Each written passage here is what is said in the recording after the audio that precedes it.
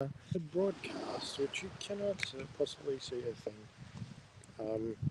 At the moment, we're going to be seeing if we can do something really radical and silly, but a live stream of the Aurora Australis, which seems to be was very strong last night. And I don't know if we can see anything up there. We can see the Southern Cross and the Milky Way. It's probably outside the bounds of this camera and what it can deliver in a live stream mode. We're just doing a bit of rational experimentation here at the moment, just to see if this is something we can actually achieve. The camera is looking very dark. I'm not sure why that is. Just going to try a few things here. Let's see if we can get the gain up a little bit. Okay, we need to check which camera we're on firstly. Is that loose? What are you doing? Tripod is collapsing. It is. Oh, here we go.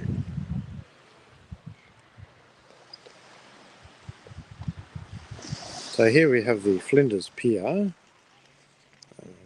and in the distance we can see, hopefully, the lights of Cape Schanck Lighthouse up there, which we can't quite make out in the distance. So we're probably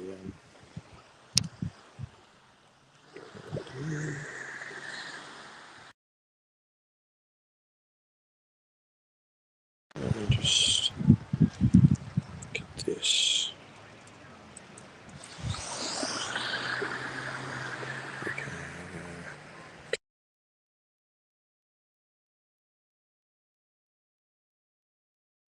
I'm gonna get here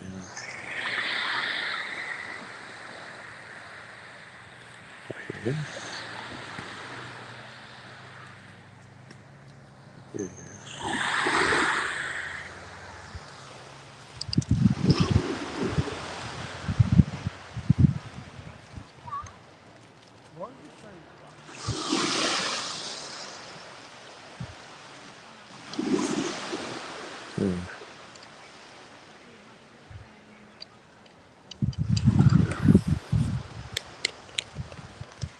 So we're just doing some test shots here. We had a very strong aurora here last night, which was, I was in another part of Melbourne and didn't have my tripod, and raced down to the beach and got a few handheld shots, which were very nice, but we didn't have as much luck with the, because it was too bright at that location. So we're just looking here tonight at down at Flinders, which is a much darker spot, south of Melbourne, and we've got a beautiful sky. There's a little bit of mist around here, so just trying to, so we can't see.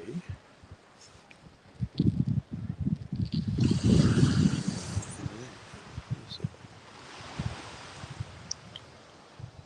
we've got our camera up here. It's all good. So we're fumbling around in the dark over here. We go. Let's just flip to the front camera. Front camera. Front camera. There's our camera. Front camera. I'm still learning how to use live stream on my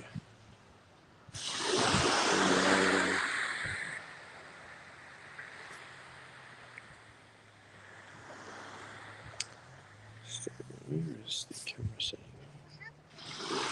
Where the change?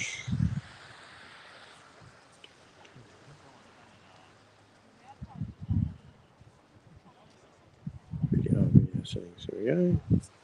So we go to. And we'll go to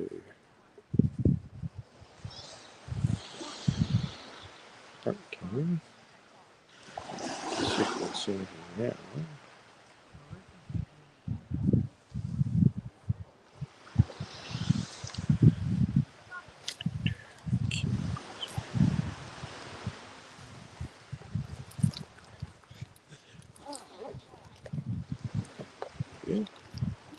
see me standing in front of all that. So here we go. Here we are, QR5 on site at Flinders tonight. So this is the front camera, and we're going to flip to the back camera if we actually get some action. I don't know that we will. The camera settings are such that when you go to the triple back camera on the iPhone 14 Plus, you get a beautiful capture of the night sky on a 3-second exposure, but you don't necessarily get it on when you are in a video stream. It kind of sets the levels at a particular different f point, I guess, than what you do when you're using it as a camera.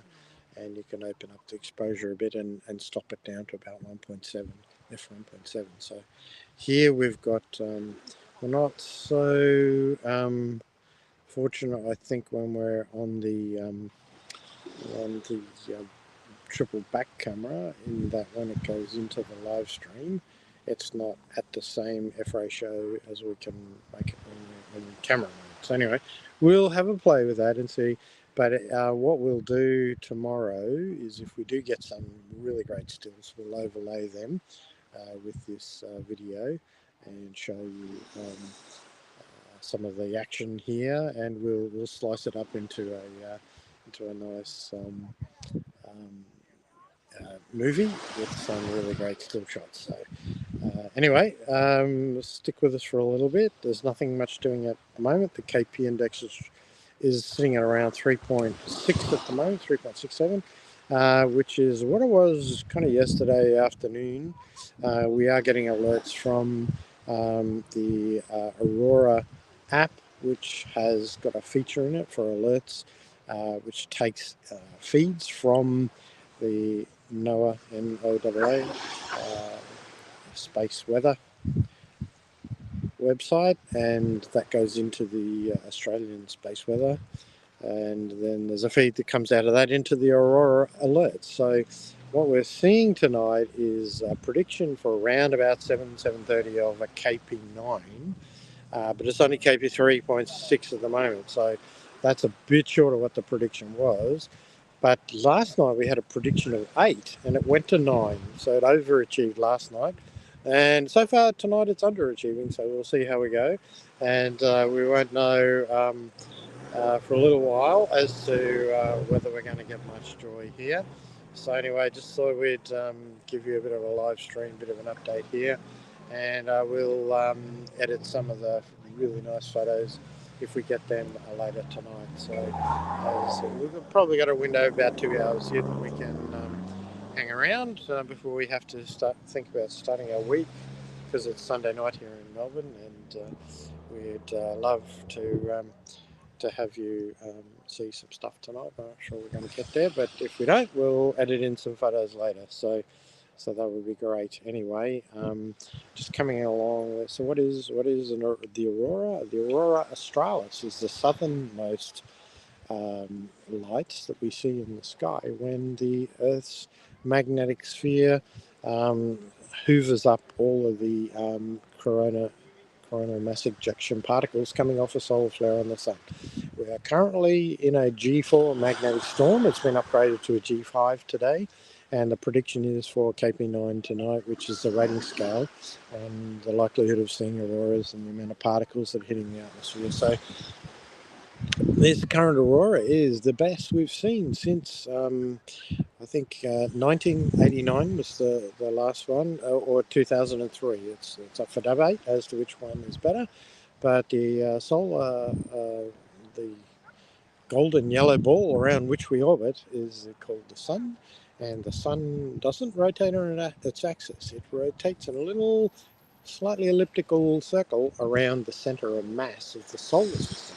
So all the planets out there, like Jupiter and the big Saturn and the big gaseous moons, kind of drag it off the perfect center point, and that creates little fluctuations in the cycle of the sun's behavior. So we often see the sun has its own magnetic field and it rotates, and it has sunspots that go around, and we've got a particularly large group of sunspots at the moment, and solar flares is where one side of the sunspot will sort of let off a flare, and it'll jump across to a different charged area of that sunspot, and it will create a big flare that then creates a coronal mass ejection. And you can see these on the satellites and NOAA space weather satellites and the Solar Dynamics Observatory. They all track these, and what we often see is these these solar flares discharging matter that sort of streak across the solar system and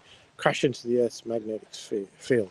Now, the magnetic field is there for that reason, to help protect us from space-based particles and gamma rays and cosmic rays and those kind of things. So when these particles hit the upper levels of the atmosphere around the poles, it creates ionized particles that give us the aurora australis, or in the northern hemisphere, the aurora borealis.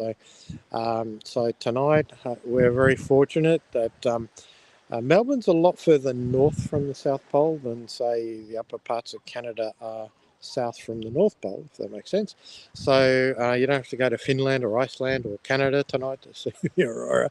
We're hopefully going to see it here live on the beaches south of Melbourne. So anyway, I'll wrap that up now. This is live on site at Flinders.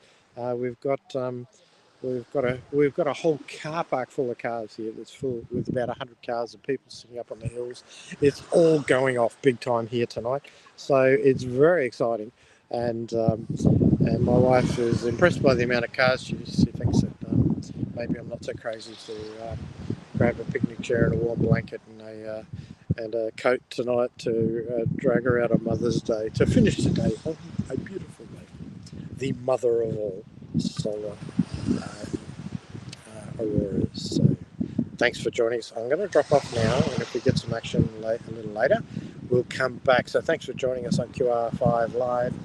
And normally we cover cybersecurity and tabletops and exercises and CTFs, but tonight we're going back to my roots in astronomy and catching some cosmic rays, and not so much cosmic rays, but auroral presentations from coronal mass ejections. So with ionized particles in the atmosphere. So anyway, I will be posting any photos I can get. I did get one or two nice ones last night at a pinch, but I didn't have my tripod, so here I'm here tonight with my tripod and everything. The iPhone 14 Plus Pro is a very good camera. It's probably the second best camera I've ever owned. But the other one was able to be chilled to minus 30 degrees and was sat on top of a mountain where I couldn't get to it most of the year, except for remotely, of course. So anyway, the iPhone 14 Plus does do a good job, and we'll post any photos to the feed as we get them. And thanks for joining us briefly. And if there's anything more, we'll go live again later. Thank you. Bye.